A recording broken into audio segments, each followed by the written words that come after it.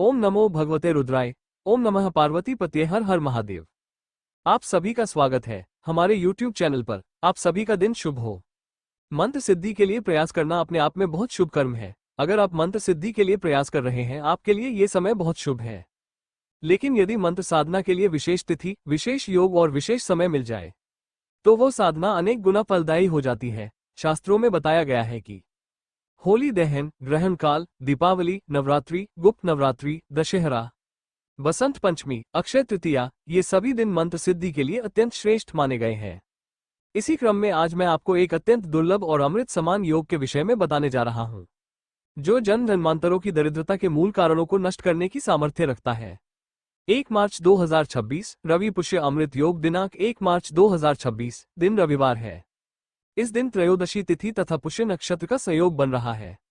जब पुष्य नक्षत्र रविवार को आता है तो उसे कहा जाता है रवि पुष्य अमृत योग, और यदि यही योग बृहस्पतिवार को पड़े तो वो गुरु पुष्य अमृत योग कहलाता है। ये दोनों योग अत्यंत दुर्लभ और सर्व सिद्धिदायक माने गए हैं। विशेष सूचना, 1 मार्च 2026 को ये रवि पुष्य अमृत योग केवल प्रातः 8:30 बजे तक ही रहेगा। उसके बाद पुष्य नक्षत्र समाप्त हो जाएगा। इसलिए जो भी साधना, पूजन या कार्य करने हो, सुबह 8:30 बजे से पहले अवश्य कर लें। रवि पुष्य अमृत योग क्यों इतना प्रभावशाली है? शास्त्रों में कहा गया है सर्वसिद्धिकरः पुष्य, 27 नक्षत्रों में पुष्य नक्षत्र 8वां है और इसके देवता बृहस्पति माने गए हैं। इसी कारण पुष्य नक्षत्र को नक्षत्रों का सम्राट भी कहा गया है। जब यह नक्षत्र रवि, सूर्य के दिन आता है तो उसमें सूर्य का तेज, बृहस्पति की कृपा और अमृत समान शक्ति समाहित हो जाती है। इस दिन मंत्र सिद्धि, यंत्र सिद्धि, तंत्र साधना, आयुर्वेदिक कार्य, जड़ी बूटी संग्रह और संरक्षण सब अत्यंत फलदायी होते हैं। गृहस्थ व्यक्ति क्या क्या करें? 3 मुख्य कार्य। पहला कार्य, सूर्य पूजन। रवि का अर्थ है सूर्य। प्रातः स्नान कर सूर्योदय के समय सूर्य भगवान को जल से अर्घ्य दे। अर्घ्य देने के बाद 7 परिक्रमा करें।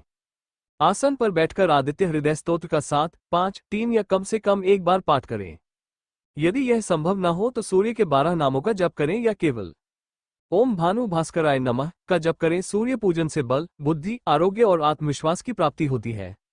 दूसरा कार्य, यंत्र और मंत्र सिद्धि। यदि आपके घर में कोई यंत्र है, जैसे लक्ष्मी यंत्र आदि, तो उसका विधिवत पूजन करें। गाय का दूध, घी, गन्ने का रस, आंवले का रस, अनार या नारियल का रस, इनमें से किसी एक से अभिषेक करें और यथास्थान स्थापित करें। इसके बाद एक ही आसन, एक ही माला, एक ही मंत्र से 8:30 बजे तक निष्ठापूर्वक जप करें। तीसरा कार्य, भगवान शिव का विशेष पूजन। ध्यान रहे 1 मार्च 2026 को प्रदोष व्रत भी है।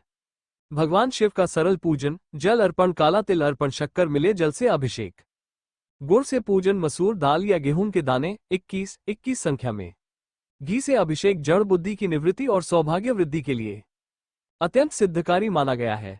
अभिषेक के बाद घी को सुरक्षित रखकर दीपदान या औषधि रूप में प्रयोग किया जा सकता है। रविवार होने के कारण आंख, अर्क के पत्ते भगवान शिव को अवश्य अर्पित करें। दीपदान 8:30 से पहले 3 दीपदान करें। शिवालय में बिल्व वृक्ष के नीचे अपने घर की चौखट पर स्तवन और पाठ, यदि संभव हो तो इनका पाठ करें। श्री सूक्त, आदित्य हृदय स्तोत्र, दरिद्रता नाश शिव स्तोत्र। भगवान शिव का दास कभी दरिद्र नहीं रह सकता। मंदिर न जा सके तो महादेव आपके घर में भी विराजमान है। दूध, दही, घी, शहद, शक्कर, गुड़, आंवला, नारियल या अनार के रस से घर पर ही अभिषेक करें।